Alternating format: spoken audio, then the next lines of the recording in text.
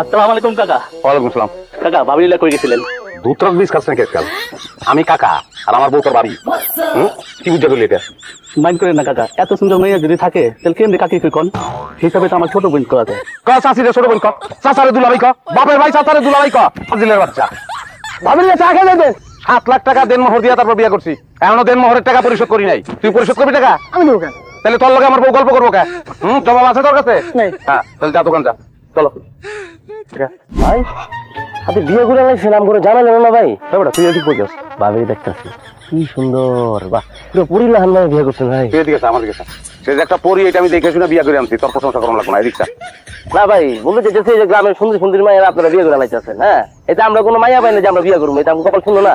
তোরা বই রসুন লিগা বিয়ে কর। কেমন করবো? বাপে তো মানা করে।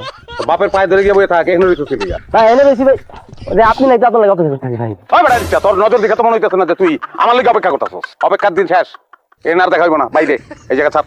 ভাই বুঝতেছি না আপনি এগুলো কি কইতাছেন। যা বাইরে বাইরে। ভাই থাক আমার বাড়ির গেট থেকে 1 কিলোমিটার দূরে অবস্থান করবি তোরা সবসময়। যা বাইরে।